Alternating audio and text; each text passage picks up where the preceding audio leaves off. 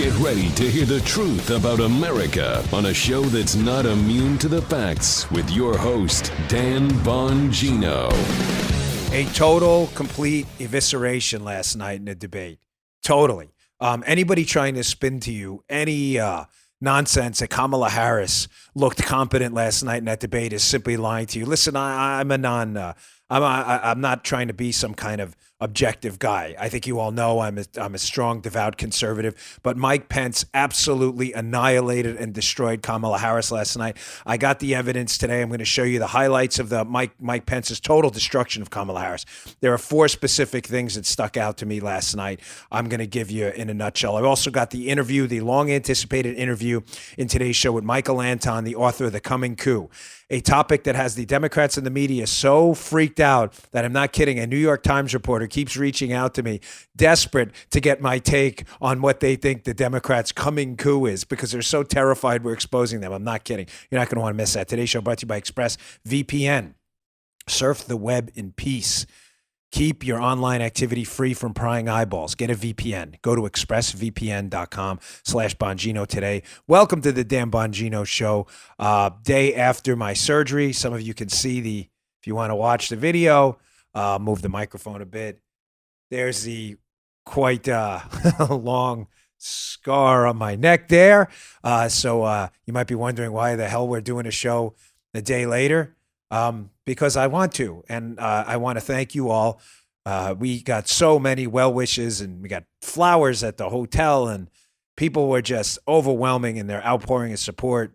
Twitter, Facebook, Parler, email, everything, and it means the world to us. I mean that. It's made this experience a lot easier to get through. I got a call yesterday too. Just to show you what kind of a guy he really is, despite the media nonsense about the president. The president called before I went into surgery. I'm not kidding. Like, that's the kind of guy he is, to check in on me and see how I was doing. He's just a wonderful guy. He really is. And it's a shame it gets lost in all the media hysteria about him. Just an amazing guy. He's sick himself, or was, and he's concerned about me. And he didn't even rush me off the phone. Just an amazing guy right before I went in for surgery. One quick thing, they took out a massive tumor from my neck. I have a picture. I was going to show it to you today. Paula strongly objects to this, so I'll leave it up to you. We can do like a 5-second countdown in tomorrow's show. I'll be home tomorrow, Friday, so we'll have a show from my regular studio. So if you want to see it on Rumble, rumble.com/Bongino, that's the video version of our show, all free, of course. Let us know. We could do a countdown and warn you. It's a big tumor, though. It looks like something out of Alien, or maybe Prometheus, like the original Alien prequel. But it was big. Hey, listen, I got to make light of it. So Paula is adamantly against it. All right, let's get to the content. Tonight's debate and the interview with Michael Anton, which I promise you're going to love. Today's show brought to you by our good friends at Omaha Steaks. What we do without Omaha Steaks in my house, we'd be lost, because they have the best darn food out there. We live off Omaha Steaks. Whenever we cook with Omaha Steaks because it's delicious. The only downside to reading this commercial for Omaha Steaks is it constantly makes me hungry. Right now, you can get a gourmet assortment of best sellers with an exclusive offer just for my listeners. Go to omahasteaks.com. and enter the promo code Bongino in the search bar. What are you going to get? This week, Omaha Steaks will add 2 pounds of premium ground beef free with your order, plus free shipping. Paula uses it for both meat sauce and empanadas, the Omaha Steak ground beef. You can make burgers out of it, whatever you want. It is delicious. You won't touch another piece of ground beef again. You'll be addicted to Omaha. It's that good. It's amazing in empanadas. My favorite's the Butcher's Best Sellers package, which includes the famous bacon-wrapped filet mignon. That's pretty delicious, too. The smoky, sweet bacon, fork-tender filet mignons. Absolutely delicioso. You like that? Go to omahasteaks.com, enter Bongino in the search bar today. Don't wait. Get this exclusive offer, not available anywhere else. For my listeners only. Don't forget, when you order today, Omaha Steaks will add 2 pounds of premium ground beef free and free shipping. Delicious. Omaha Steaks been bringing people together for over 100 years. Enjoy family, enjoy friends. Enjoy the best steak of your life. Go to omahasteaks.com, enter Bongino in the search bar. You're not going to want to miss out. Their steaks are unbelievable, too. The only disappointing thing, you'll never want to eat another steak again outside of Omaha. Thank you, Omaha, for being here. All right, folks, let's get to it. I'll give myself the bell, ding, ding, because we don't have Joe here to do it. But we will be back in studio tomorrow, so don't you worry. No days off here. That's it.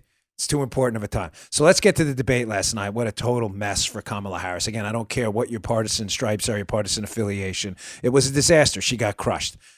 She looked like a child on stage with the adult in the room, and Mike Pence broke every single piece of her ridiculous, extreme far-left agenda down right in front of her eyes for all of America to see. Even some of the leftist hacks had to acknowledge it wasn't the Biden campaign's best night.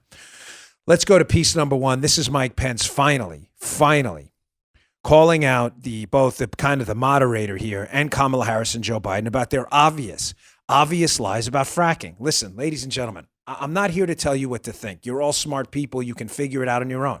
A lot of you are a lot smarter than me. I read your emails. You're brilliant. But I do a lot of homework. And politics is what I do for a living. I'm a political commentator.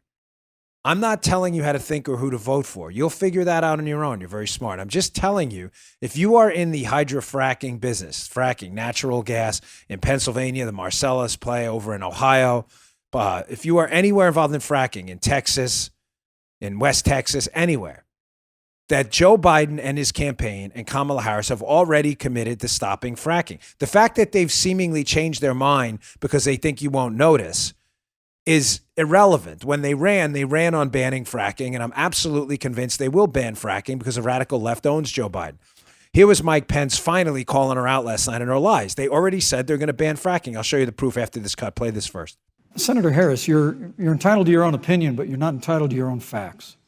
You yourself said on multiple occasions when you were running for president that you would ban fracking. Joe Biden looked at a supporter in the eye and pointed and said, I guarantee that we will abolish fossil fuels. They have a $2 trillion version of the Green New Deal, Susan, that your newspaper, USA Today, said really wasn't that very different from the original Green New Deal.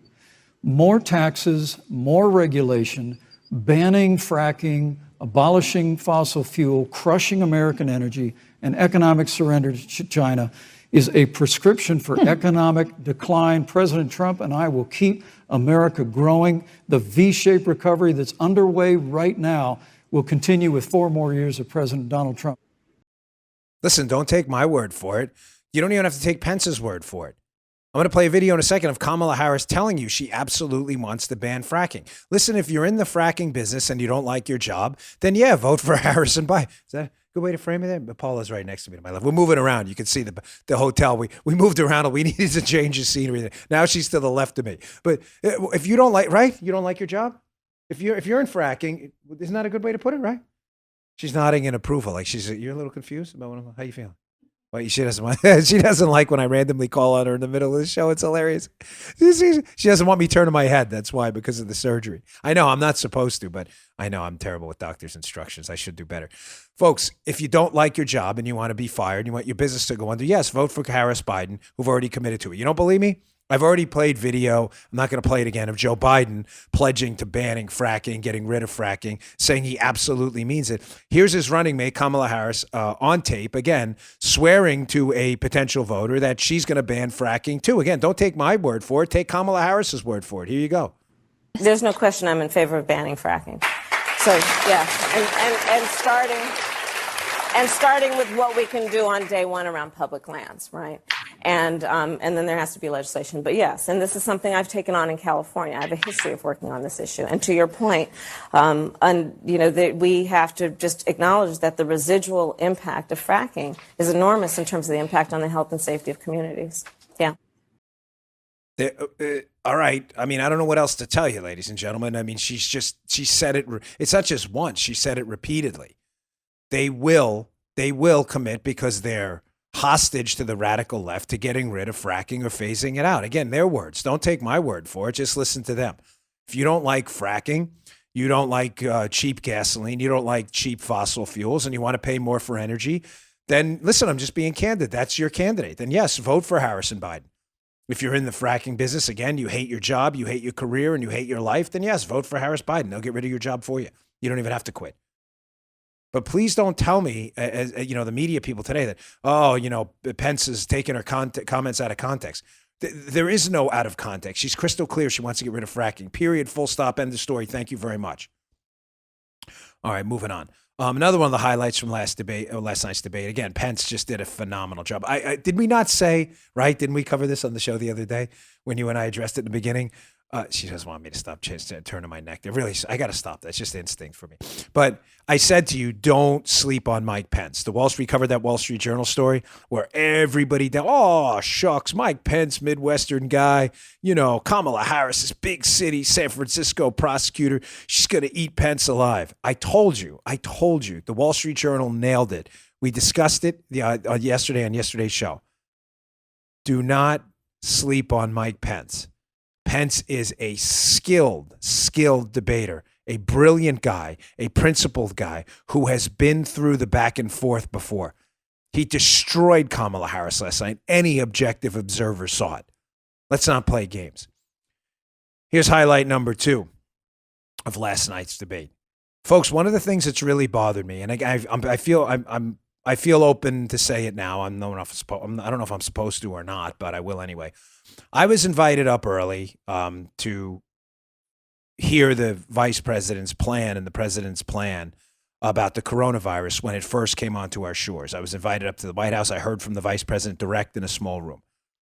Ladies and gentlemen, anyone that the president and the vice president weren't on top of this early and didn't realize the severity of the situation, I don't care who it is lying to you. I was up there early. I heard it from his mouth, straight from the vice president himself. I was probably 3 feet away from him at the time. Don't tell me they didn't take it seriously. They laid out the plan, what they were going to do, and they implemented it. They were following overseas in detail transmission rates. They were implementing a logistics chain for PPE. And most importantly, something I said on Fox, and I'll say again here, which is rarely, if ever, covered, and I think you're only going to hear it here, but you need to hear it. The former administrations, both Obama, Bush, Clinton, otherwise, they had a different model of testing in the United States for potential pandemics. Please understand what I'm about to tell you. And the vice president, when we spoke to him, it wasn't just me, it was others. He laid out that the problem with the testing earlier was the infrastructure was set up wrong. Prior presidents and prior administrations had the CDC and others set up for a surveillance type system. In other words, they weren't set up for mass testing. Do you see the difference? Paul, I won't turn my head, but if I don't explain this well, give me like a head nod or throw something at me or something. You'll see like a paper come in the side of the screen. The system the United States was set up before was surveillance, meaning if, say, there was, God forbid, an Ebola outbreak, there would be 1 or 2 tests in a region that would go to the CDC and elsewhere that would set off bells and whistles. They would know there was an outbreak and they would implement some type of local quarantine. They weren't set up to test everybody all the time. That predated President Trump, ladies and gentlemen. Anybody who has any experience in this arena knows what I'm telling you is true. We were not set up to test every American all the time. Trump was left with a surveillance system. When the American public, due to the severity of this virus, pushed for a mass testing system, which candidly I'm not sure was the right approach, but the president understood the fear and anxiety, they in literally months switched from a surveillance system to a mass testing system and changed the entire model. Does that make sense? Okay, good. Paul has given me a head nod. Folks, I heard this months ago. I've been trying to explain this on Fox and elsewhere on my show. It wasn't the president's fault. And when he figured out that we were just a surveillance testing model and not a model for hundreds of millions of tests, in just 3 to 4 months, they switched the whole model over and changed it to a mass testing system because that's what the public wanted. You can deny that all you want. You just don't know what you're talking about. Now, Joe Biden claims to have a coronavirus plan. This is another thing that's bothered me. If you actually read Joe Biden's coronavirus plan, it sounds awfully like Donald Trump's plan. He says things in there that Donald Trump has already done, and he acts like he made it up. We need a military person in charge of logistics to distribute vaccines and PPE. That's already happening. President Trump already appointed a military officer to do all this. We need more PPE. We already have that. There's no shortage of PPE. We need a rapid vaccine. Did he miss Operation Warp Speed? Everything Joe Biden is saying he's going to do, President Trump has already done. Ladies and gentlemen, just read the paperwork on Biden's plan. Trump has already done it. Finally, Vice President Mike Pence called Kamala Harris out on this. And this was, I think, the most devastating moment of the night. Check this out. The reality is, when you look at the Biden plan, it reads an awful lot like what President Trump and I and our task force have been doing every step of the way. I mean, quite frankly, when I look at their plan that talks about advancing testing, creating new PPE, developing a vaccine, it looks a little bit like plagiarism, which is something Joe Biden knows a little bit about. Ooh, that one stung. So someone got a Band-Aid for that one may require dissolvable stitches. Believe me, I'm in a place to talk about dissolvable stitches right now. That was brutal. It is Trump's plan. So you're going to elect a guy who's running on a plan you already have in place now with the guy currently in office, and he's supposed to be some kind of change agent. The guy he's already running on Trump's plan. Did you read it? Again, I'm not telling you who to vote for. Do what you want. If you're locked in for Biden, Harris, do what you want. I'm not here to, you're all smart people. You'll figure it out. But please stop lying. There are things you can disagree with Trump about, and there are substantive differences between Biden and Trump. That's obvious. This is not one of them. Biden literally plagiarized Trump's plan, put it on his page, and acted like he made it up. And I'm glad Pence finally fought back last night. I gave you some inside baseball there. Again, I'm pretty sure now it's okay to talk about it, but I heard this early. Please stop saying the president and the vice president weren't on top of this from day one. I heard it. I was there. You're just lying and making that up. And it's really cheap and disgusting. All right, here was the plagiarism line was probably the highlight of the night for a zinger. On pure substance, I just want to say, you ever been to a Baptist church? Can I get an amen? Can I get an amen on this one? How long on this show have I been asking you, the listeners, Paula, Drew, Joe, and everyone? I've been saying it over and over. When is someone finally going to call out Biden, Harris? When are they going to call them out on their tax hiking plan? Just to be crystal clear on this, Joe Biden has pledged multiple times, as is Kamala Harris, to repeal the Trump tax cuts. The Trump tax cuts were tax cuts for every income bracket, meaning if you were in the middle class, that's an income bracket for liberals listening, you got a tax cut. Do you want to know the rates? I'll give you the rates. If you were in the 25% bracket, that's like the upper middle class, your rate was cut to 22%. Your rate was 25% of your income. It went down to 22%. For the liberals listening, that's a 3 percentage point cut. That means thousands of dollars a year were cut in your taxes. That's just a fact. I'm not interested in your opinion on it. If you want dopey time, do it on your own time, not on my show. You can look it up on the internet yourself. Just go and put in a search engine, Trump tax cuts and new rates, okay? If you're too stupid to do that, that's your problem. The lower middle class, your tax rate was 15% of your income. Trump cut it to 12%. That's another 3 percentage point cut. Biden has pledged over and over to get rid of those tax cuts, meaning if you are the middle class, the lower middle class, the mid-middle class, or the upper middle class, your income taxes are going up by 3 percentage points of your income, which means likely thousands of dollars. I'm really sorry that's a fact, that facts bother you, if they bother you. I'm just giving you the truth. If the truth hurts, then really go read fiction novels. I'm sure there's some Stephen King book out there you'd like, but this is the hard reality. Finally, Mike Pence. I've been begging everyone associated with the Trump campaign to finally call them out on this. Amen. Last night, Mike Pence just annihilated Kamala Harris on this very question, and she looks absolutely clueless. You want to talk about getting wrecked? Check this out. 21 Thank is you, going Vice to be the President. biggest economic year in the history of this country. Thank you, Vice President Pence. Senator Harris. Well, I mean, I thought we saw enough of it in last week's debate, but I think this is supposed to be a debate based on fact and truth. And the truth and the fact is Joe Biden has been very clear. He will not raise taxes on anybody who makes less than $400,000 He said he's a going year. to repeal the Trump tax cuts. Mr. Vice President, I'm speaking. Well, wait, I'm speaking. it'd be important if you said the truth. Joe Biden said twice in the debate last week that he's going to repeal the Trump tax cuts. That was tax cuts that gave the average working family $2,000 in a tax break every single year. Senator, that is that's the math. absolutely not true. That Is he tax only bill- Is he only going to repeal part of the Trump tax cuts? If you don't mind letting me finish, we can then have a conversation, okay? Please. Okay. Joe Biden will not raise taxes on anyone who makes less than $400,000. She's lying. She's lying. I mean, she's lying. She knows she's lying. And here's a little trick I need you to know about Kamala Harris. Whenever she gets caught lying, she says, let's have a conversation about it. She does it all the time. Put in a search engine, Kamala Harris, let's have a conversation. Anytime she's caught in a lie, she says, let's have a conversation. So again, I'm going to leave it with this because you're all very smart people. I mean that. Even the liberals that listen, some of you get it. I've had some good back and forth with you all on social media and on email. To the decent ones. The losers, you hard pass on you. Unfortunately, there are a lot of those. But, that's a part of being a liberal. You're the loser thing is just you kind of like embrace it, hug it.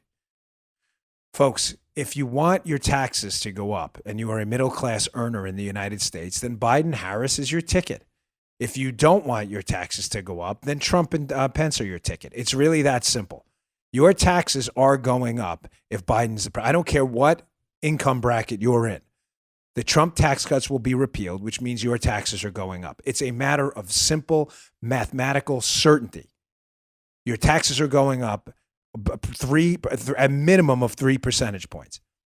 Meaning if you make $50,000 a year, you're going to be paying over $1,000 more in taxes a year.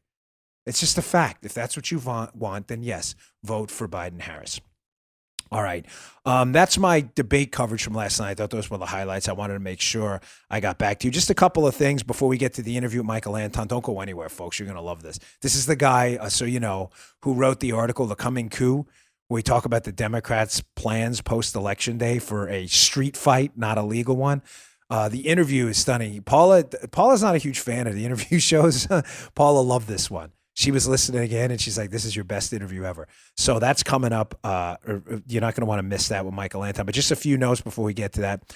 Thank you all for picking up my book, despite no publicity at all. I'll be doing it next week because of the surgical procedure I had done this week. I didn't get to do any PR on the book. The book went up to number 20 on Amazon. It's called Follow the Money. And I just want to read to you quickly here. Just a line from one of the first reviews that came in. You know, there's a chapter on Barack Obama's fixer, Catherine Rumler, his fixer. And like I told you, if you don't know the story of Catherine Rumler, Obama's fixer, then you don't know the Spygate story. She's involved in all of this. She was in the White House during the IRS scandal, the Benghazi scandal, the Secret Service scandal. She was there for Spygate. She then left. She went and represented one of Mueller's key witnesses in the Spygate scandal who set up a meeting. She represented Susan Rice. She had represented the Clintons. She represented the DNC in their defense against the dossier. Ladies and gentlemen, how does Obama's fixer keep coming up in this case? If you haven't seen this chapter, I promise you it's going to blow your mind. One of the reviews, a guy said, I'm still shaking my head over the details. Here's another one, just quick, from Amazon this morning. He says, the chapter on Obama's fixer was the most interesting and rather scary. The woman, Kathy Rumler, ran interference for Obama, not just from possible negative outside sources, but also from inside the White House. Read the book. You'll see what that chapter is. And it reads like a police file, kind of like my original book, Spygate. You don't have to read it in order. They're individual chapters that act as individual stories about all these players like the Obama fixer. I promise you're not going to know the whole Spygate story until you see this.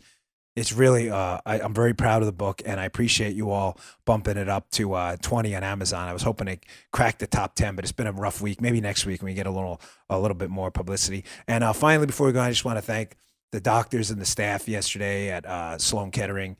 Thank you so much. You were all total professionals, and Dr. Singh, who removed the tumor, managed to get the whole thing out. So the prognosis is good.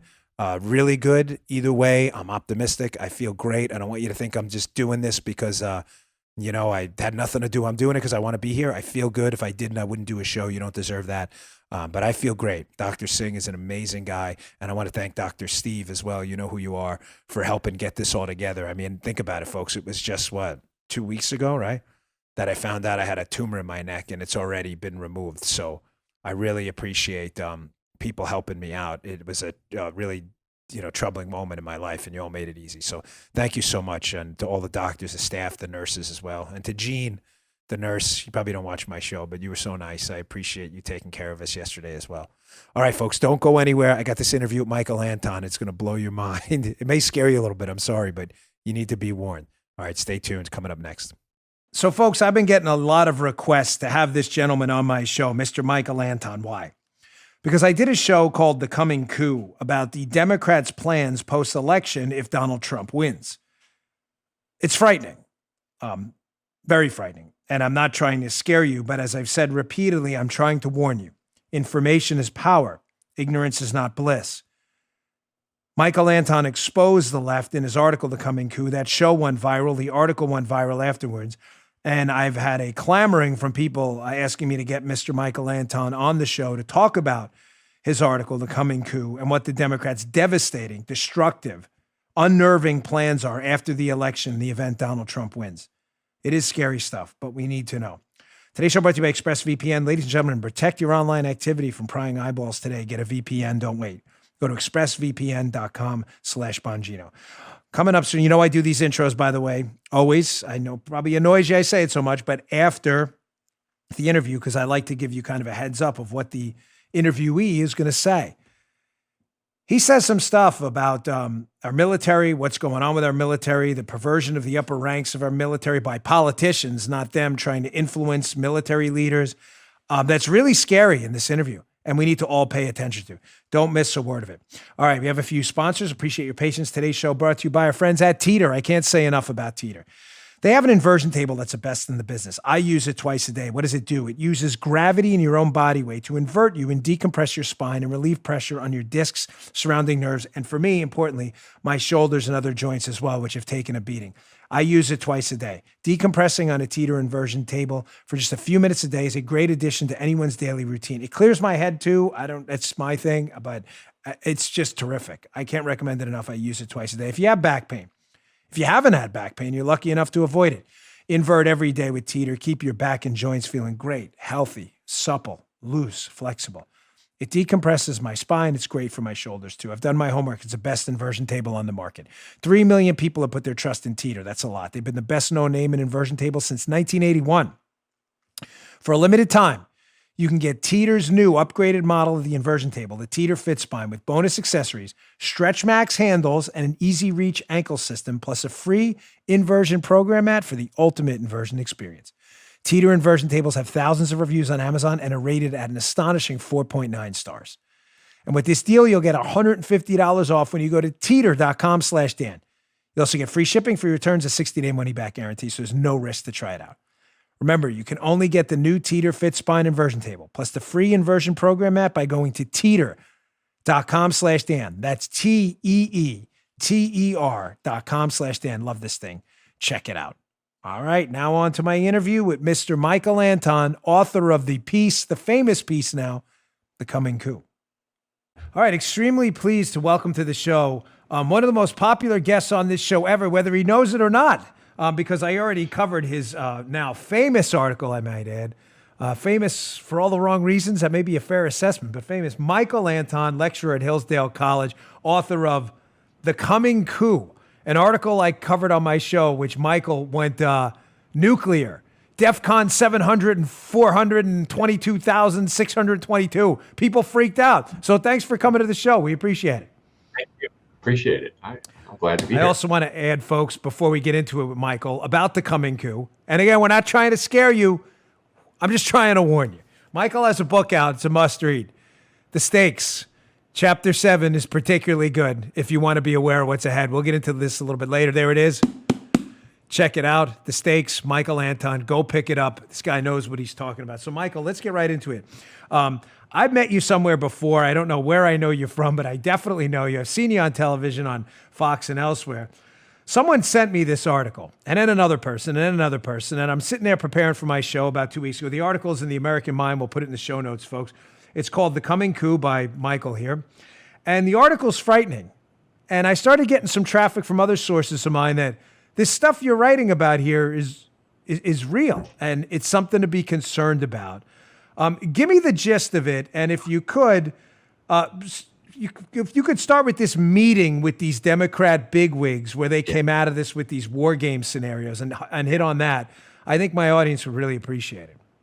That was when the bell rang in my head. So before that, there were these pieces out in public that, I started to hear and I would dismiss as crazy talk or just loose talk. So when Joe Biden 2 or 3 times said, Trump, if he tries to stay in office, the military, they'll drag him out of there. And I thought it was extraordinary when the president considered invoking the Insurrection Act, and the Secretary of Defense and the chairman of the Joint Chiefs both publicly said that they opposed it. Now, it's one thing to oppose your boss, the commander in chief. Everybody has the right to do that. But the right way to do it is you do it in private. You give the president your advice privately, and then you follow his order. whatever it is, or if you can't follow his order, you resign. What you don't do is publicly essentially blackmail the president by saying, don't give that order because I won't follow it. I thought that's strange. I mean, that doesn't happen in our constitutional system, or it's not supposed to. And it all came together when the so-called Transition Integrity Project leaked their report to the media. And the idea was about 100 of these Democratic grandees, senior Democratic politicians and appointed officials, and a lot of never Trump, former Republicans, former conservatives. So an anti-Trump group, all of them anti-Trump, even though some of them represent themselves as Republicans and conservatives. They got together and they played a so-called war game about the outcome of the election with a bunch of scenarios. And the one that really stuck out was, one of the scenarios was President Trump wins the Electoral College clearly, but loses the popular vote. Same thing that happened in 2016. According to the US Constitution, if you win the Electoral College, you are the president. End of story. The person playing Biden in that scenario was John Podesta, former Clinton White House chief of staff and Hillary Clinton campaign chair from 2016.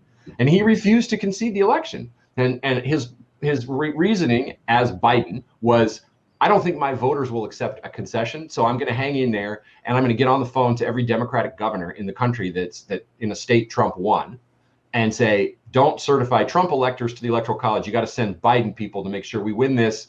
And otherwise, there's going to be a stalemate, and we'll throw it into the House. You know, there was fanciful scenarios about California and some other West Coast states maybe seceding from the union over this. So as soon as I saw that, my first question to myself was, why would they talk about this in public, right? If you're doing a conspiracy, first rule of conspiracy, as I know you've said on the show, is you don't talk about it. My audience loves this, right? Go ahead. First rule of the conspiracy, right? About it, you've got a reason to talk about it. And I thought, well, of course, the reason must be get the public ready for it. They're trying to say in advance, hey, American public, you are going to see potentially Trump seeming to win the election because the Electoral College map will be over 270 for him, and yet not be president on January 20th, and even perhaps be forcibly removed from the White House. One of the most chilling examples of coup talk that I saw was two former Army officers, senior Army officers. They're retired now, and they're active in the Democratic progressive think tank world. Wrote an open letter to the chairman of the Joint Chiefs saying, "Dear Mr. Chairman, get ready to use the 82nd Airborne Division to drag Trump out if he refuses to leave." And I thought, I mean, that's crazy talk. That's seditious talk. That is mutiny. That is, a violation of the military oath. But this is how far these guys have gone.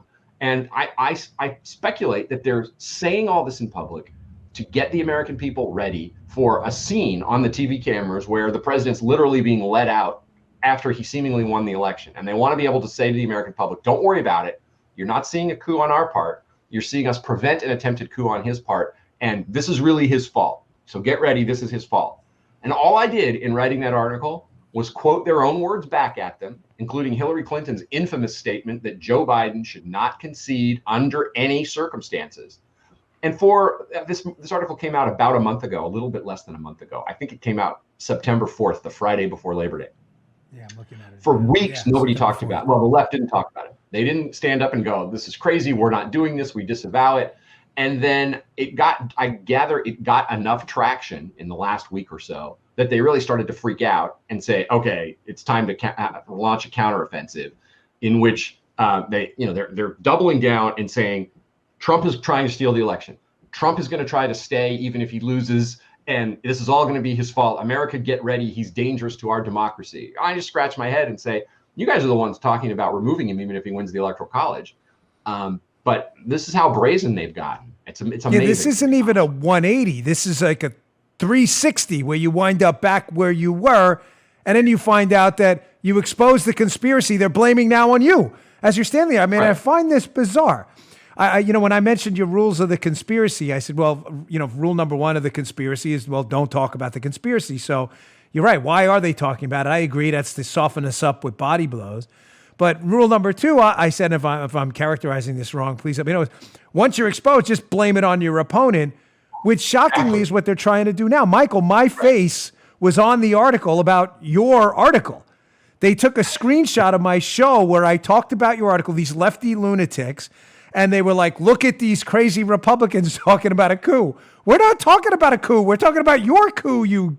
I'll leave the expletives out. This is insane. And this is something I talk about in my book, and I gave it a name that maybe will catch on and maybe will not.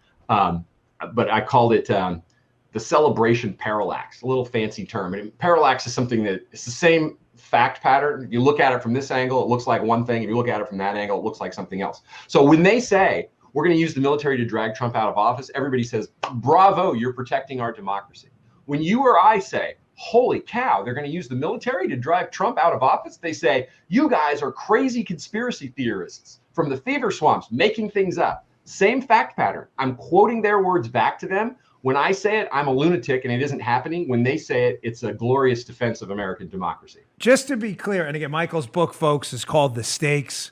Highly recommended. Please pick it up today. Amazon, Barnes & Noble, bookstores everywhere. Worth your time, believe me. Juicy material in here. Let's just to be clear with the audience, we're not talking about a scenario where I'm a Trump supporter. I don't hide that. I'm not a journalist. I'm an opinion guy. We're not talking about a scenario where Donald Trump loses the election. Of course he has to leave. End of story. We're talking about a scenario where Donald Trump clearly wins the electoral vote. I just want to be clear. Everybody understands that this is the scenario still. If there's a popular vote loss, which there is no popular vote presidency, that this is the scenario where the Democrats are talking about, dragging Donald Trump out of an office. He legitimately won. I just want to be clear. We're talking about this, correct? That's certainly what the TIP report, outlined. That was the scenario: an electoral college victory, which means a win, and a popular vote loss, which, as you say, is symbolic but meaningless, right? You win constitutionally, you win the presidency in the electoral college, period, end of story. The Democrats have long hated the electoral college and want to get rid of it because of big blue cities on the blue coasts. They know that they have a popular vote advantage over middle America and rural America, and even those parts of blue states that have a lot of red voters in them, but they'd love to have it just be a popular vote. And think about it. If you're a Democrat, then if the popular vote is the game, all you got to do is campaign in LA, San Francisco, Chicago, New York, and a handful of other places. You don't have to go anywhere else, pay attention to anywhere else, right? That's a dream for them, but they haven't managed to do that legally. And so what they're trying to do is delegitimize the electoral college and say, well, the popular vote really does express the will of the people. So even if we go around the electoral college, or we game the electoral college, or we what are called faithless electors. In other words, let's say the president wins, I'll pick a state, Wisconsin, but the Democratic governor says, I'm not certifying any Trump electors from Wisconsin. I'm going to send a bunch of my people to vote for Biden. That's a violation of essentially of the way the electoral college is supposed to work. But that's what they're thinking about doing. That's what they're openly talking about doing. I'm just quoting their own words back. That's all. Yeah, no, I know. And I appreciate you doing it. Like I said, your article caught my eye immediately. Michael, I see your article here. Again, folks, I'm reading it right now. In case you wonder when I'm not scrolling my phone, reading people's texts, I'm reading Michael's article right here because I'll just scroll through it. It's quicker than paper. It's in the American Mind. It's called The Coming Coup. Went viral almost instantly for all the right reasons. I see your story here as a media story as well. And what I mean by that is you and I both know we've been around this game for a long time. That if this was a story where Barack Obama was running for re-election and a bunch of Republican luminaries, whoever they may be, Karl Rove, a bunch of former Reagan advisors, Ed Rollins and others, were around wargaming in a project funded by the Koch brothers, and one of the conclusions they came to was secession and the 82nd Airborne, we'd be activating the guillotine tomorrow. There'd be calls for treason charges. The media would be openly humiliating them. Karl Rove and others would be kicked off TV. Of course, none of them have anything to do with any of this. But these guys you're talking about in this Transition Integrity Project, and if you could describe in your answer a little bit of who they are and who's funding them as well, these are not small timers talking about this. They're not. And the media stories about how we're crazy for covering these Democrat luminaries discussing this crap.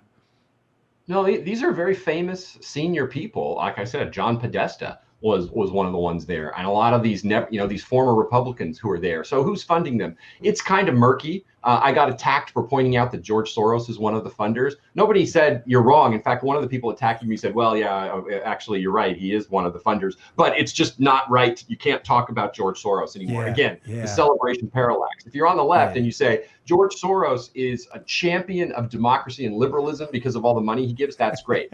Somebody on the right says, why is George Soros giving money to district attorneys around the country who let rioters go without bail? Then you're a bad person for talking about it. And just shut up. That's when I talk about it again, by the way. When they tell me not to talk about something, I talk about it 4 more times just to rub it in. But you see also this media angle on this, how if this were Republicans, you would never be welcomed in polite company again. You'd probably be under investigation. Well, the media is part of it. In fact, some members of the media were part of the tip. I got attacked also by a guy I never even heard of. He claims he knows me, but I don't know him, named Edward Luce from the Financial Times, who wrote a pretty nasty piece about me in the Financial Times. And he admitted, well, he was at the war game for the tip. He was a participant playing the media. Like, so you're invested in this. It's all hand in glove. The media is not covering the story. They're part of the story. And their role in the last week has been very clear. It's to publish piece after piece ringing the alarm saying, oh no, Trump and his Republican allies are getting ready to steal the election. So you saw, there are many pieces, but I'll point out one big, long article. I forgot the author, in the Atlantic Monthly. This is the same Atlantic Monthly, by the way, that posted the completely fake, scurrilous story a couple of weeks ago saying that Trump, the president, disparaged Marines when he was in France for the 100th anniversary of World War I. I wasn't there, but I don't believe it for a second. No. Anyway, the same magazine publishes this. He's getting ready to steal the election. Everybody, when it's exactly what they're doing. Whatever, as Tucker Carlson likes to say, and I can't stop repeating, whatever they accuse you of doing, they're doing. Whatever they are up to, they project that out and say, no, all my enemies are doing the following, when that's exactly what they're doing. Yeah, I mean, we already saw this with the whole collusion hoax, where we now know for the record that it was, in fact, this Democrat infrastructure with weaponized assets and intel in the FBI at the upper level who were colluding with someone the FBI themselves deemed a national security threat from Russia. Not my words; it's the FBI's own words. Whether he was a Russian agent or not, I was not in the FBI investigating him. I'm just telling you, the FBI was investigating a guy working with their team, which is bizarre. How seriously do you take this threat? I mean, is this now? You write at some points when I was scrolling through here about how this was leaked to the media. I happen to agree with your implication that this was probably leaked somewhat intentionally, again, to soften the body blow there. But how seriously do you take them? I mean, say it is a close election and it all hinges on Wisconsin or even Minnesota, which appears to be in play, and it's 269. Say it comes down to Maine 2. They divvy it up by congressional district. I mean, how serious do you take this threat? Do you think they would actually do that? Seriously. Before the COVID and before the riots and everything, if you remember back to February of this year, when the world seemed calm and the economy was great and it looked like the president was cruising to a pretty easy reelection, I had a dinner and a colleague of mine said that he could not see the left under any circumstances accepting another Trump win. They would have to stop it somehow, fill the streets, tie it up in the courts, something. And as soon as he said that, I thought, wow, that's so obvious. And yet, why didn't I think of it? It's so insightful. It's just a bell rang. So I think I take this very seriously. I think he's right. They can't accept another Trump win. Now, I think they would prefer to do it. First of all, they'd prefer to have him just lose, to have Biden win legitimately, and then they don't have to worry about it. Second of all, if they can't do that, I think they would prefer to game the system in close states, either through mail-in ballots or, the what always happens in a close state with a Democratic governor and a Democratic Secretary of State. Oh, the election's down to a handful of ballots. Oh, look, we found a box of ballots over here. Let's count these. Well, magically, it puts Biden ahead. Right then, let's certify the count right now and give those 20 electoral votes to Biden. Right? I think they'd prefer to make it look like a legitimate win. If they can't do that, if the either electorally or otherwise the margin is so large, then I think they go to this plan C, if they can pull it off. Now, it's an open question if they can pull it off. So after both Biden and these military officers and others started talking about using the military, the chairman of the Joint Chiefs had to come out and, to his credit, said the military will play, quote, no role, unquote, in the upcoming election. I note that President Trump's former national security advisor, H.R. McMaster, who retired as a 3-star general in 2018, has been making the rounds on his book and has been asked this, including in MSNBC, CNN type places that are very hostile to Trump. And he has said the military has got to maintain complete neutrality, be apolitical, and not get involved in any way. I myself, to what extent I have influence with the military via current officers or former officers I know, I have urged all my military friends to play no role and also to tell their friends in active duty, look, you need to protect the reputation and the integrity of the U.S. military. You need to make sure that all of your fellow officers do not get involved if they're given a dumb order or urged to do something that they know violates their oath and is unconstitutional. They need to just stand down. I mean, the U.S. Army is a cherished institution. I mean, the U.S. Army literally predates the revolution. It's older than the United States itself formally. To tarnish its reputation in this way, I think is terrible. And the people talking like this, two former Army officers, Yeah. I think they're doing a horrible disservice to an institution that they presumably serve loyally and love. You know, Michael, it's really hard to believe that you and I, two reasonably educated men, are having this conversation. It's troubling. It really is. Yeah. Like, this is never a conversation. It gives me no joy. I'm not in this for the clicks or the downloads. I told my audience, I'm not trying to scare you. I just would have never in any length of time, a millennia, I would have never thought I was having a conversation either about a presidency and a campaign for the presidency being spied on by our own domestic spy agencies either. We're talking to Michael Anton again. The Stakes, go pick it up today. Amazon, Barnes & Noble, bookstores everywhere. You'd believe in a country as great, as wealthy and prosperous, and with such fidelity to institutions like the United States of America, that a conversation about using our military to remove a duly elected president would be absurd. But as we said in the last segment, these are higher ups in the upper echelons of the Democrat Party actually having these discussions. And one of the things that worried me about your piece, The Coming Coup, about what the Democrats are planning, is me being a former Secret Service agent, the institutions we had there, I know are stable. I know the people, I know the men. Who's ever elected president, they're going to secure. End of story. What does worry me a little bit and gives me some pause is during this coronavirus threat we've had, and obviously we've had a lot of death from it as well, things I thought would never happen happened too. People going to jail, being tased for not putting a mask on in public. I mean, business owners being shut down. Does it give you a little bit of pause? This is not meant to be any knock on our institutions, but it does give me a bit of pause here that this happened in the United States of America. Does that make you worry a little bit more? Yeah, I think our institutions are more fragile, a little more wobbly than they've been in a long time, if not ever. I think that in particular, the military brass isn't quite as apolitical as it used to be, in part 8 years of Obama. I've been asked this in interviews and people say, well, Obama, he purged the officer corps. Not exactly. It's more subtle than that. As you know, the military promotion system is up or out, meaning if you don't get the next promotion, you need to retire. And they can then carefully select who's with the program, who's on our side and who isn't. And let's make sure we get rid of the people who aren't with the program and only promote up the ranks people who are. And so the current military brass, especially at the general and admiral level, is much more favorable to, what I call in the book, ruling class interests, coastal interests, banking interests, tech, finance, the big blue cities, the people who run the big blue cities. They're much more in that vein. We just saw, for instance, today, General Stanley McChrystal, who was fired in 2010 by Obama for I don't know if it was viciously, but harshly criticizing the Obama administration and the vice president. Well, he came out and endorsed Joe Biden today.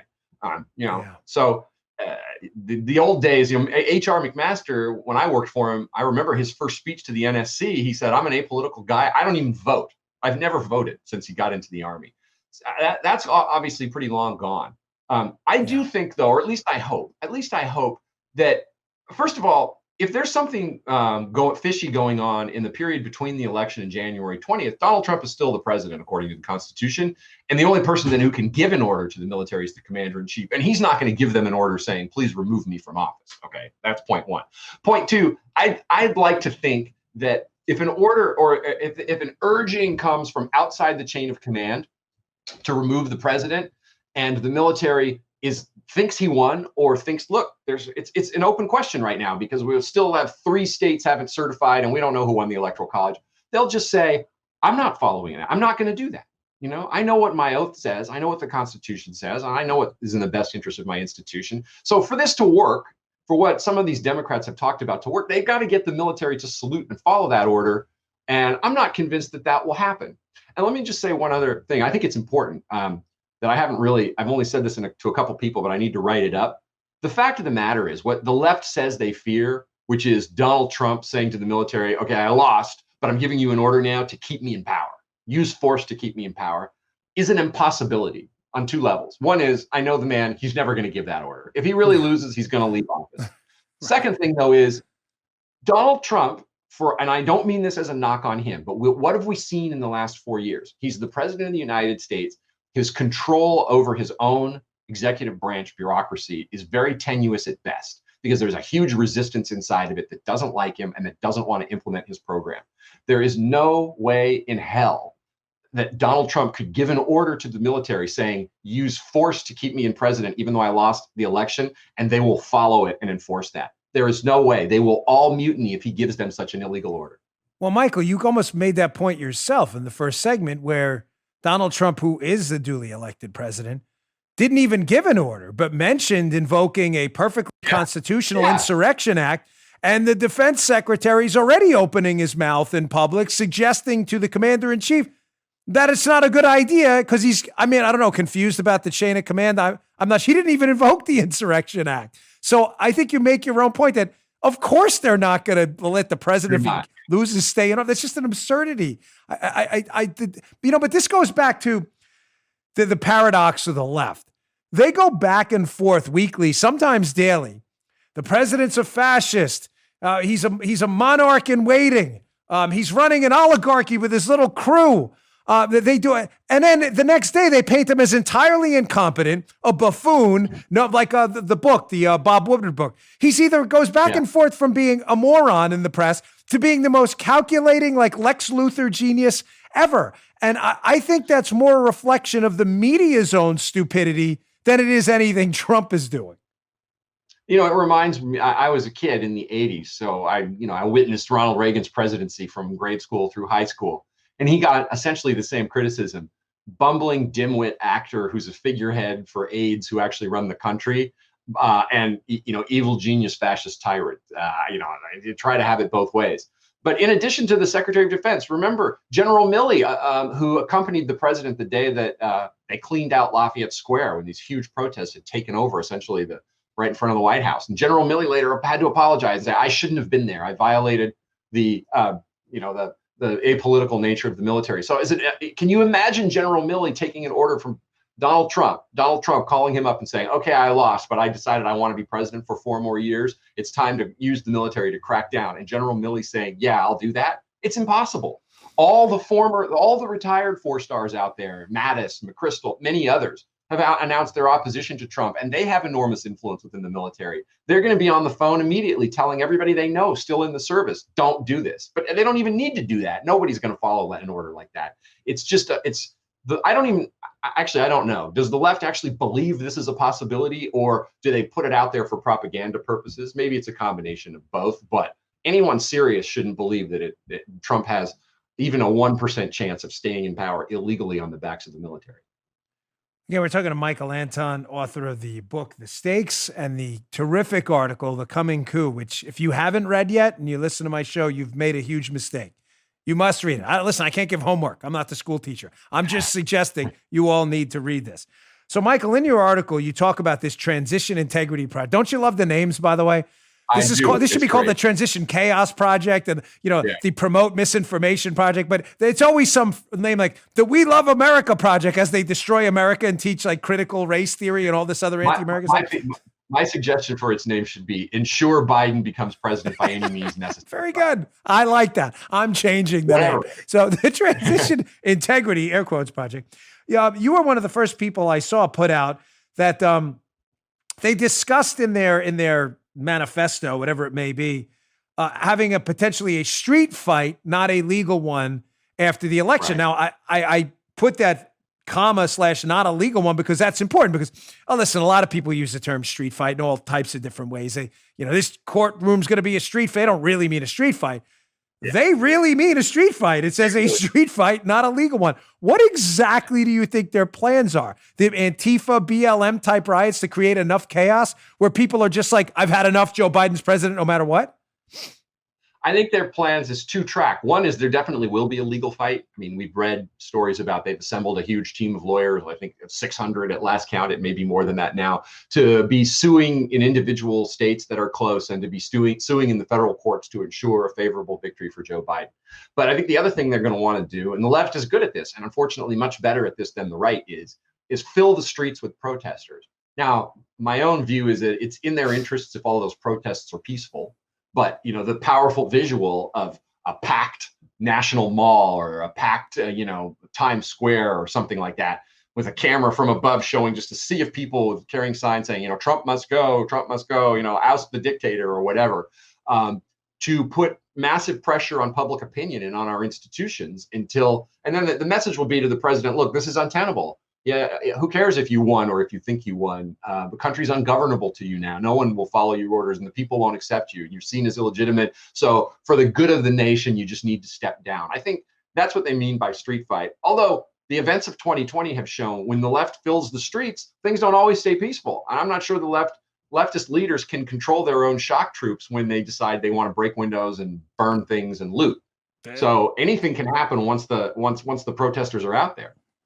Taking notes as you're talking, because I had questions. I haven't got to ask my questions because there's so much stuff you say is interesting. I'm taking notes on new questions. All right, let me take a quick break here. Michael Anton, again, author of the new great book, The Stakes, and author of the terrific piece in the American Mind, The Coming Coup. Frightening stuff, folks. We got to be on top of it. We'll be right back with Michael Anton. Stay tuned. It only gets better with Michael Anton, right? I told you. What a spectacular interview.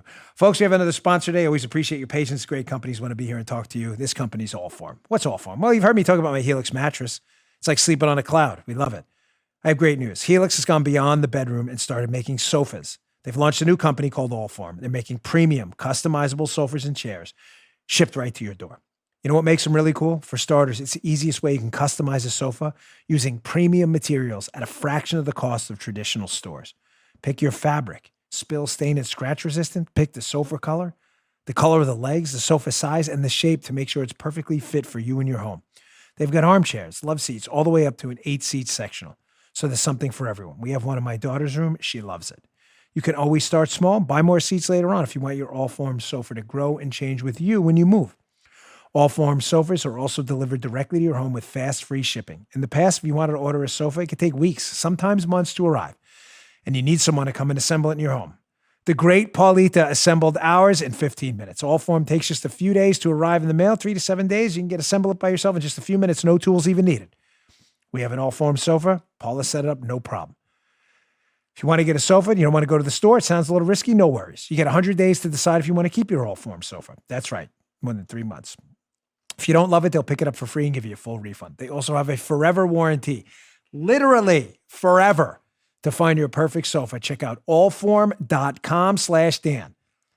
And Allform's offering 20% off all orders for our listeners at Allform, ALLFORM.com/Dan, allform.com/Dan. Go today, check them out. These are gorgeous sofas. Check them out. Now back to my interview with Michael Anton. All right, welcoming back Michael Anton, again, the author of the great piece in the American Mind, The Coming Coup, about the Democrats' plan for chaos post-election. You know, Michael, you mentioned something about the Democrats' shock troops. I did an interview with Dinesh D'Souza on my show twice, as a matter of fact. Dinesh is just a fascinating guy. I know you know who he is, and he's always talked about this too, how the Democrats and socialists and communists have always had their shock troops, always. And the shock troops are the frontline chaos agents, which cause enough chaos and threat of fear that the people just need. It almost becomes all right, we've had enough. Whatever you say goes at this point. Just give us back some semblance of normalcy. Haven't we already seen that, though, with Antifa and BLM, where after the Floyd incident, which was roundly condemned by everyone across every single possible political spectrum, ideology, whatever it may be, they've unleashed the shock troops anyway. And I think, my humble opinion, I think that got out of control too, and it only slowed down when the polls started to change. You know, what I've noticed is graffiti and also protest signs that some of the Antifa and BLM and other types carry, and the wording is, are you tired yet? That sounds like kind of blackmail talk to me, to America. Are you tired yet? Yeah, this is exhausting. We've shut down your city. You can't get to work. You can't get back. Your favorite restaurant has been burned to the ground, or whole sections. Look at, I'm in DC. Whole sections of DC for a long time were closed. Many of them are still at least closed to vehicle traffic. Stores boarded up, either because their windows were broken or because the owners didn't want to risk it and just decided to put plywood up. And the city's kind of a ghost town compared to what it used to be. I think that is part of the strategy, is to make people get tired and say, all right, I want some semblance of normal back. So what is it that you want? And what do I need to give you to get you to stop? That's part of it, for sure. And the left is good at that. I could see that after the election, where you have Antifa listen, my town where I live in Martin County, Florida, has a great sheriff and a great police department. Luckily, we haven't had any civil unrest, but I know my neighbors, and I can only imagine post-election, if this coming coup they're talking about, if the shock troops they have are unleashed here, what, 2 or 3 weeks of not being able to buy food, not being able to travel on roads, having people pulled out of cars and literally beaten up, graffiti all over. I can only imagine the effect on the collective psyche of my neighborhood. It would have to be devastating. It would be devastating. And that's one of the most disappointing things about 2020 to me is how varied law enforcement response has been. Now, in some places, law enforcement has really stood tall and said, we're not going to tolerate this here. And Florida seems to me to be one of the bright spots where you've had a lot of local county sheriffs, but also Miami city cops just saying, we're not putting up with looting and rioting, and we're going to enforce the law. There's a lot of other parts of the country, though, where the mayors, the governors, the sheriffs, the DAs, the police chiefs have held back.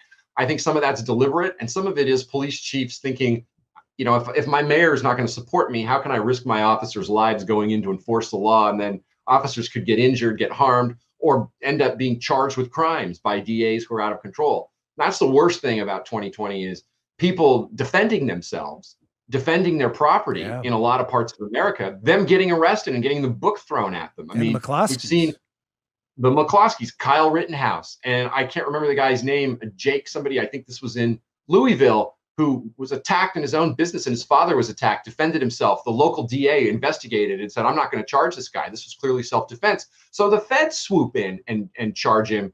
He gets doxxed, further attacks and protests. The poor guy ends up committing suicide.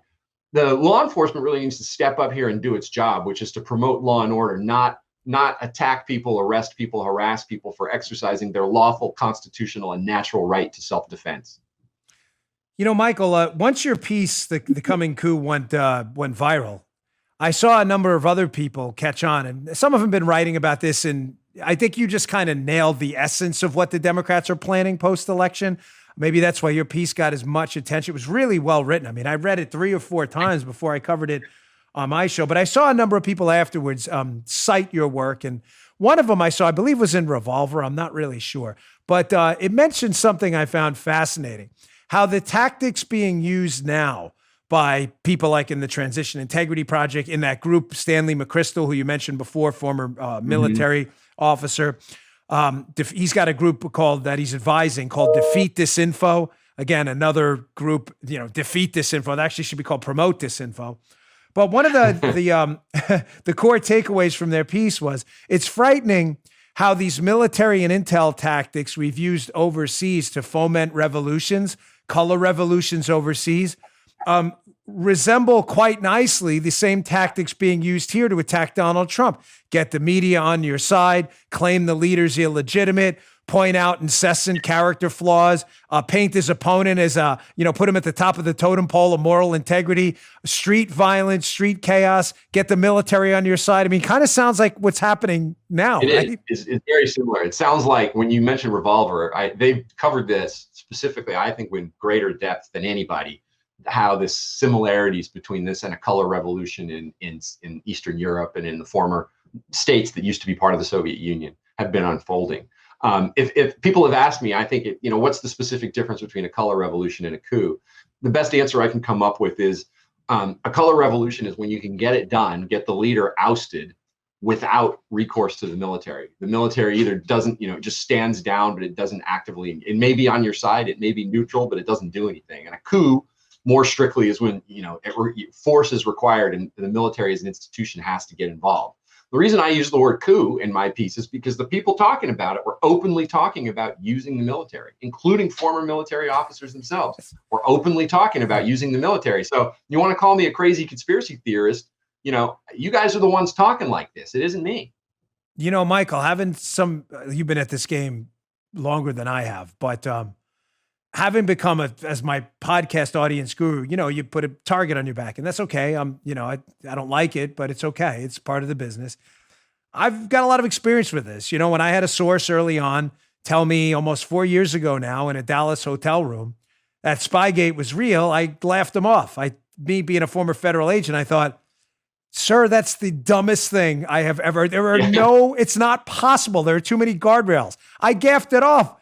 My wife was there. I'm having this conversation. I'm talking. I'm like this. I'm looking at her going, pointing at a phone like this guy's telling me some crazy story. But turns out the guy was right. I wound up, of course, following up and then became a valued source, wound up writing 3 books on it.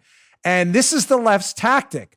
It's a pernicious, devious little tactic. When people like you and I, when your piece went viral, when the truth gets out there, what they do is they want to put a tinfoil cap on you and make you look like the crazy one. And just so you know, and I know you know this, there's nothing you can do to escape that. You can quote them.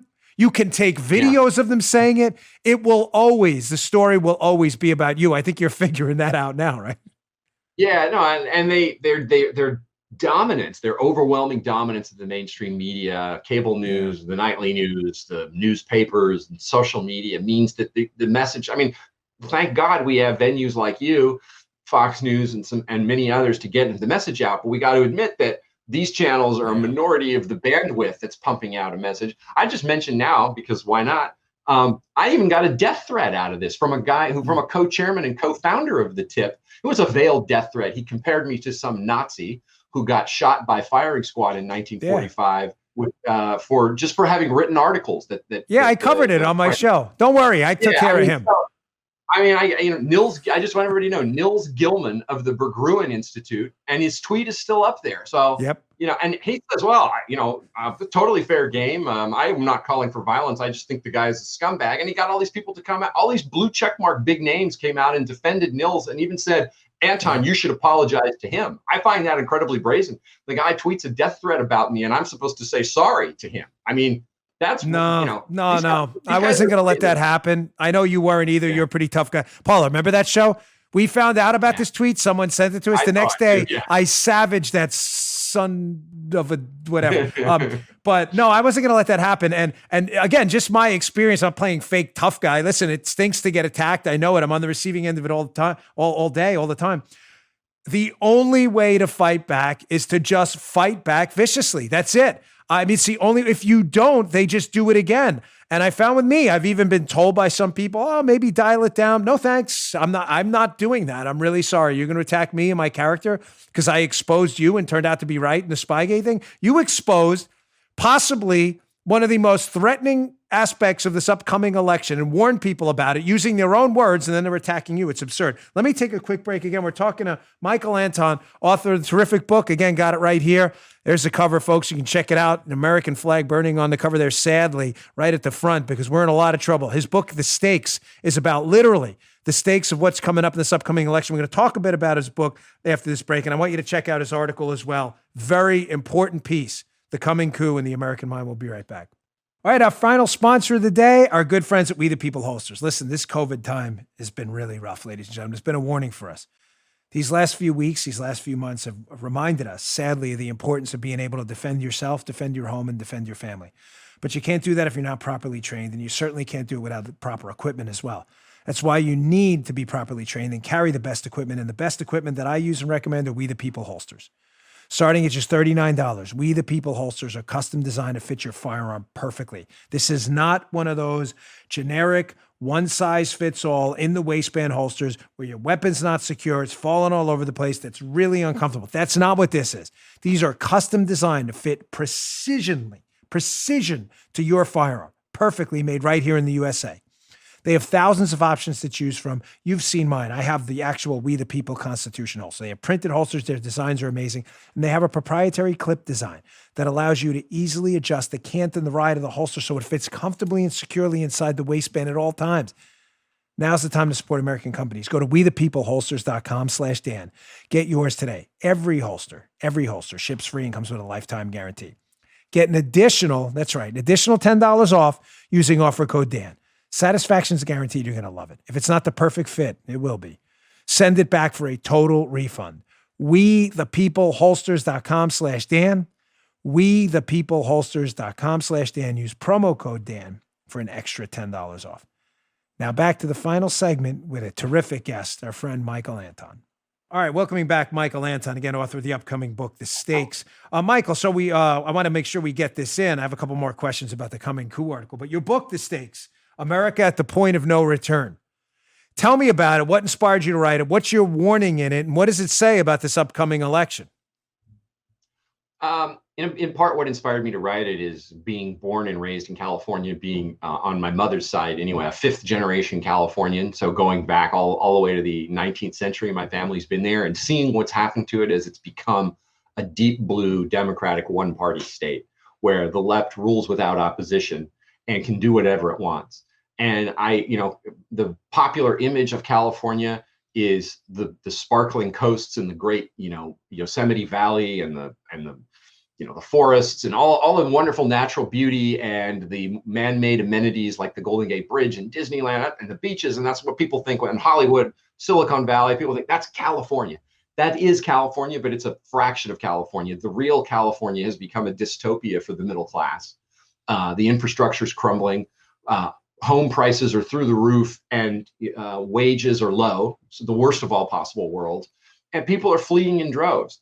And in fact, for the first time since 1850, when California became a state, it's almost certain to lose a congressional seat in the next census because the population is finally declining. And I was convinced in 2016 that had the president not won, had Trump not won, we would have had blue state politics from coast to coast, more or less forever.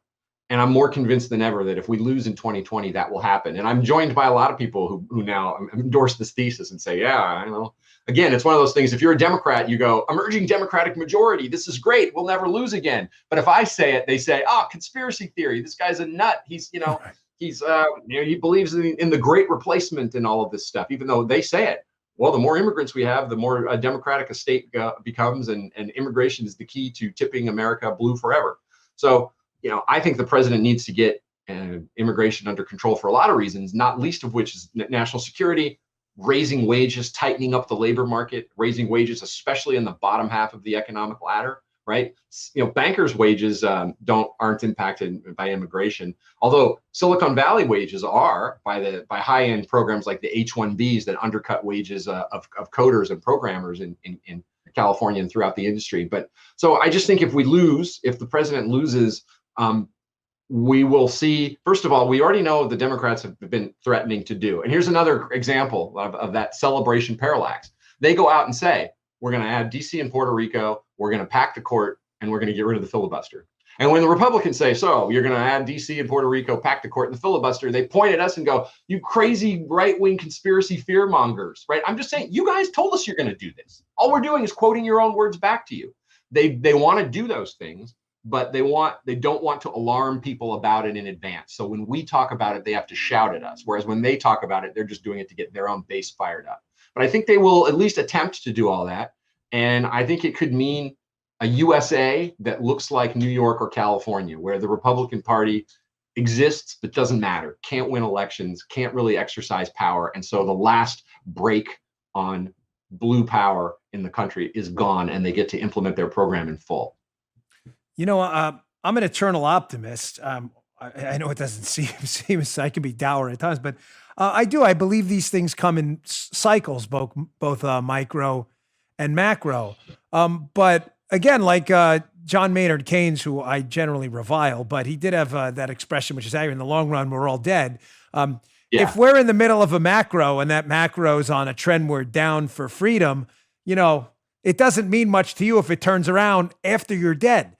And this is what worries me about what you're talking about and what you discuss in your new book here. Again, The Stakes by Michael Anton. If they do pack the Senate with DC and Puerto Rico, and by the way, Puerto Rico, it's not really a lock that they'd have two Democrats. Nonetheless, DC's a lock. There's no statistical chance. So let's say you get one Republican senator from Puerto Rico by a long shot. So you still have three more on the Democrat side. And then you pack the court with, let's say, two more, even, four more justices, whatever it may be, that are diehard liberals. The problem then, Michael, is we get this. I heard a story once by a radio host, and I forget his name. He's talking about the Freedom Train, how Republicans, the Freedom Train left the station a long time ago. As we get further and further away from real, good, pure, unadulterated freedom, Republicans only slow the train down. They never reverse it and get it back to the station. So like the Democrats, for instance, we've seen with Obamacare. The Republicans came out all fiery. John Boehner was like crying on the House floor. We're going to get rid of this, rip it out, root and branch. Now we have Republicans actually running to protect this thing. So that's what worries me about what you're saying about California is we may be living in a really bad macro where if Trump loses, there is no saving this place for a generation because there's no math to. Right. You quoted Keynes. I'll quote another economist. This is Herbert Stein, Nixon's chief of the Council on Economic Advisors. And one of his favorite aphorisms was, anything that can't go on forever won't. And my view is woke blue state politics is a thing that can't go on forever. There are too many internal contradictions, and there are too many ways that it's just anti-nature. It's just anti-human nature. Now, the problem is a thing that can't go on forever can still go on a long time. Communism was anti-nature, shot through with internal contradictions. The Soviet Union lasted 70 years. I sure hope blue woke governance tyranny in the United States doesn't last 70 years, but it could last 20, 30, 50. I don't know. I do think, though, that it is a thing that can't go on forever and so won't. I'd like to see it end and us return to a normal, moderate, sensible politics while I'm still alive. But I have to care about what happens later because I care about my kids. And I'm a teacher. I've got now generations of students who are, in their 20s coming up behind me. I have to care about them. So even if we can't save this thing while I'm still around, I'm going to do everything I can to help save it for them, but also help them prepare to save it. Yeah. Yeah. What do they say? The world takes hostages. It's not just about us. And I agree. I mean, I called my second book The Fight precisely because of that reason. It's not about us. I'm a Christian. I believe in my Lord and Savior, Jesus Christ. I don't know your religion, not my business, but I just believe you were put here to fight. You weren't necessarily put here to win. A lot of brave, honorable people didn't win their fights, but their life and their honor and their integrity was marked by what they stood for, even if the ramifications of their decisions didn't happen while they were even around. So I believe that strongly, what you're saying, that these are generational fights.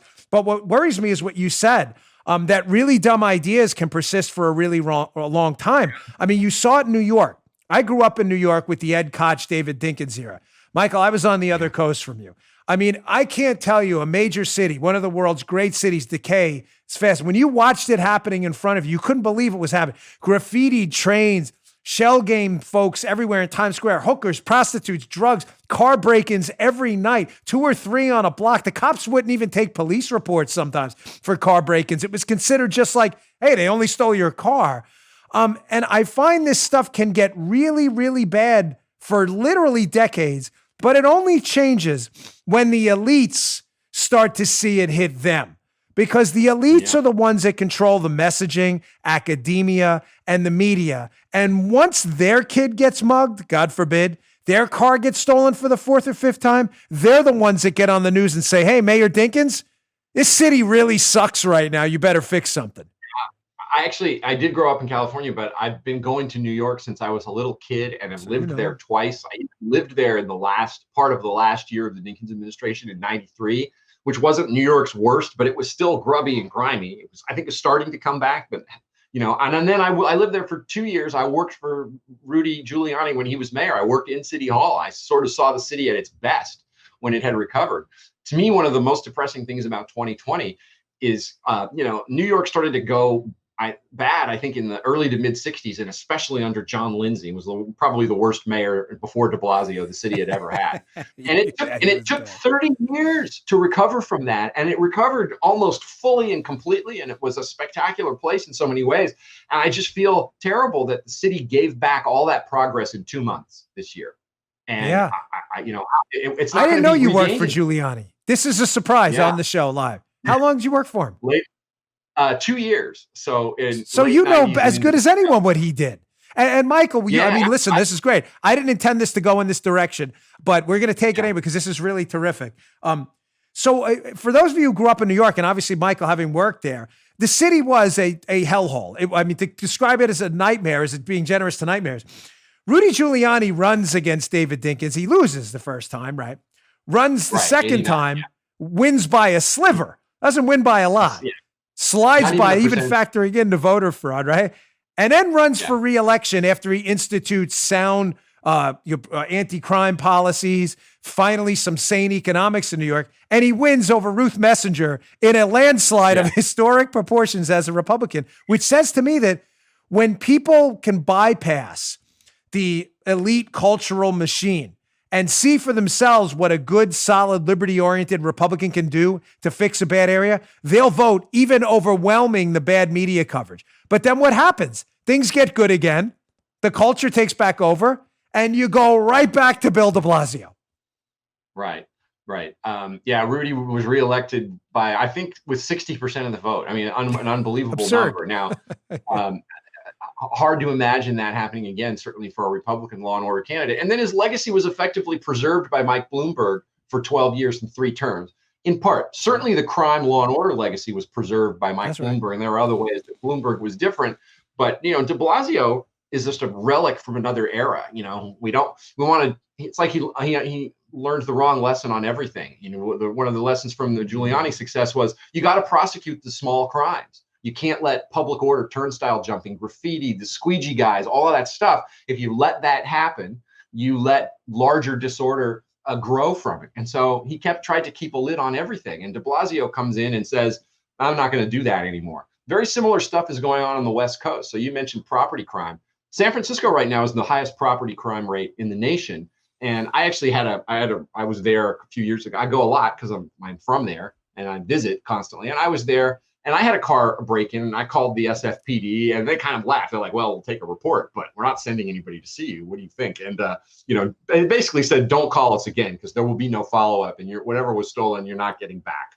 So you take the report just for insurance purposes. They don't effectively enforce property crime in San Francisco anymore. And to mention George Soros again, just to get in further trouble with the left, he put a bunch of money behind this hard left-wing terrorist, or I shouldn't say that he's a terrorist. He's the son of 2 left-wing terrorists who went to jail for killing a police officer and then was handed over to 2 other left-wing terrorists who bombed one police plaza in the early 70s, the infamous Bernardine Dorn and Bill Ayers, Barack Obama's good buddies, who raised him. And now this guy is the district attorney of San Francisco County, and he's just saying, here's a whole list of crimes that I'm not going to prosecute.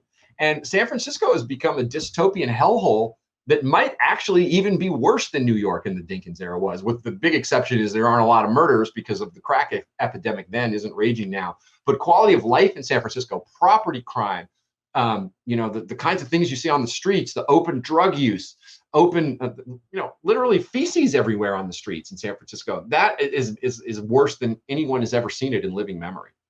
Yeah, it's interesting because I've heard some economists, pop culture economists who've written some best-selling books about the Rudy Giuliani era, the decrease in crime and the success of generally conservative law enforcement first politics there, or public order first, I should say, politics. And, they've tried to attribute it to all kinds of bizarre phenomena.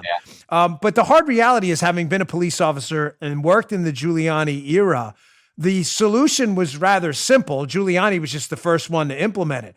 Broken windows policing, where, when you let a car be stolen and say there's a tool left behind and you don't fingerprint the tool because you say, like this SFPD told you in San Francisco, it's just property crime, you're not getting it back. That same guy who stole the car might have went on later to commit a rape or, God forbid, a murder, all kinds of horrible crimes. And Giuliani said, when we get these guys, we can prevent the other stuff too. One of the things the NYPD found, I'm sure you were an officer, I was just a policy guy in the city hall, but that they found is, okay, you catch a guy jumping over a turnstile and transit cop stops him and they run his name. Turns out he's probably, odds are he's got a warrant for something else, or he's carrying an illegal weapon.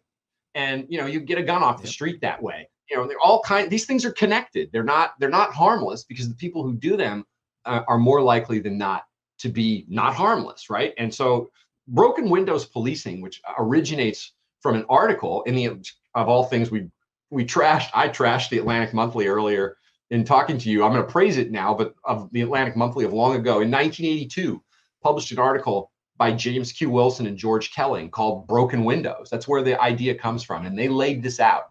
And over the course of the 80s, some innovative guys in the NYPD, above all, Jack Maple, a fairly legendary figure. He was the first deputy commissioner. Bow tie wearer. Implemented it. Bow tie and the skiffy hat, and the two-tone shoes. Implemented it along with Bill Bratton. Broken windows policing is the single most successful sociological or public policy initiative of the 20th century. And it's worked everywhere it's been tried. It's saved literally thousands, maybe hundreds of thousands of lives from coast to coast. And we're giving up on it inexplicably. And it's going to cost lives. It's going to harm property. It's going to do nobody any good. This is a proven theory. This is not even a theory anymore. This is a proven fact. It works. It makes communities better and safer. And we should not abandon it. It's crazy that we're abandoning it.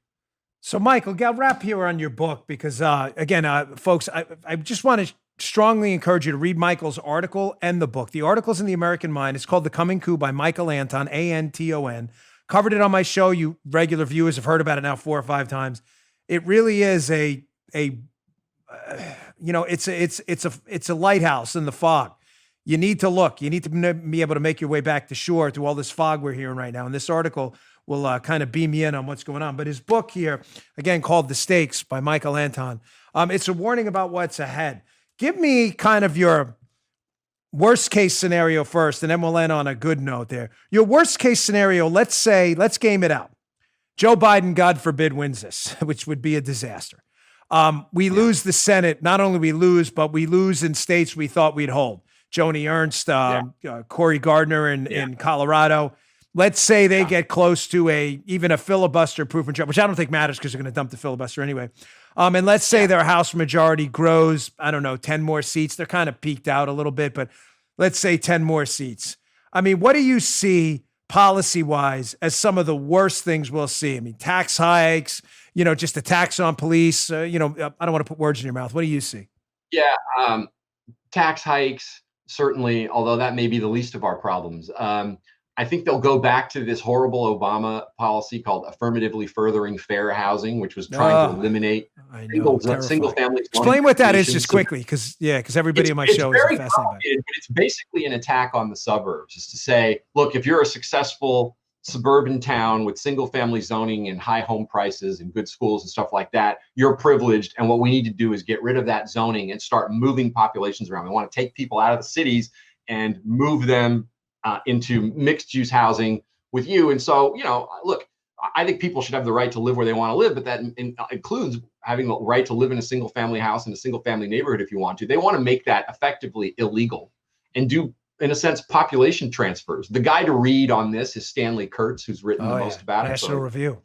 Spectacular. I think they're going to try to push through some kind of reparations bill. That's become that was a fringe idea for a long time. It's now become mainstream in the Democratic Party. Even the Brookings Institution, very establishment, supposedly center-left institution, the soul of old Democratic Washington, has come out saying we should do this. That's just a massive wealth transfer from savings and home equity from people who, let's be honest, there's nobody alive today who ever owned a slave. And there's really not only that, even if you could say, well, we could take it only from people who are the descendants of slave owners. Why are we punishing people for something their great-great-great-great-grandparents did? That's just a violation of any semblance of fairness or national justice. Of course. I think they'll go crazy with the woke stuff, the critical race theory, the anti-patriotic education, and all of that.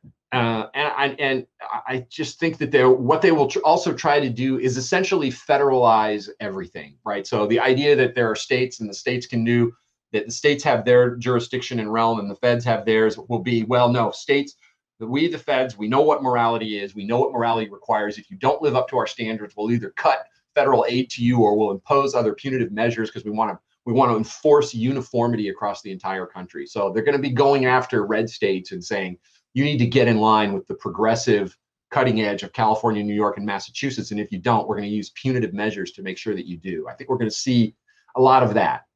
Sounds like a real party. Sounds terrific. If you're a nut job. Yeah, no, sounds great. By great, I mean really crappy. Do you think also you're going to see, before I get to, because I don't want to leave the audience on a bad note here, but do you think also we're going to see a doubling and tripling down on corporations like we've seen with Elizabeth Warren with her emphasis on stakeholders rather than shareholders, shareholders, a renewed pressure on corporations to get with the woke program? Yeah. Right now, though, they don't even need to put pressure on corporations. Right, they're doing it anyway. They're feeling where the wind is going, and they want to get ahead of the wind so that they're not being pressured. The problem is, at least it seems to me, is when corporations adopt all of this stuff, if there is nature, if there's human nature, if there are laws of economics, as you and I have learned them, this has to hurt the bottom line eventually, and they're going to have to dial it back, and that's when they get the pressure. Well, you said that you'd make your workforce, 50% X, and you would do it solely on demographics and quotas and diversity and this kind of things and meet these, and you haven't done it, and therefore you need to be punished. And some of these people may say, well, we tried to do it, but it's difficult with all the competition for talent and this and that and the other thing, and I have to be worried about my bottom line and accountability to shareholders. And we'll see if how far they're willing to go in the woke direction at the expense of the bottom line before their businesses start to suffer and or fail, and before their shareholders start to punish them. But for now, they clearly feel like they've got some running room. So I think we can definitely expect more of that. And we can especially expect, I think, the government to work even further, more closely with media and social media to enforce various norms. The government's in a wonderful position.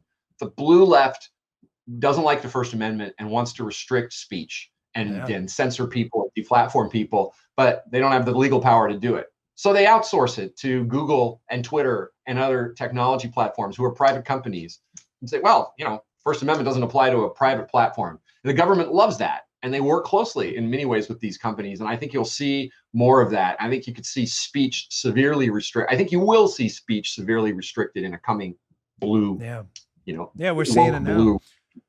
Yeah. So exit question. So we don't leave the audience depressed on a weekday here. If Donald Trump wins, I am an optimist. If he wins and we have 8 years, that's 4 more years to clean out this mess. I mean, let's be honest. We talked about it in the opening segment of this discussion. For those of you who missed it, you can listen and rewind on the digital podcast version. Michael brought up the fact that clearly I'm a supporter of the president, but there were bad personnel decisions made early. I think there was an effort to do kind of this, Lincoln, let's bring in our old political enemies people into this kind of circle of new allies. But that was a different era when men had honor. A lot of these men he brought in simply don't, and saw a great book deal and went out and screwed the president over. But now I think the president's kind of gotten hip to that. I know he has. They're very careful now with personnel.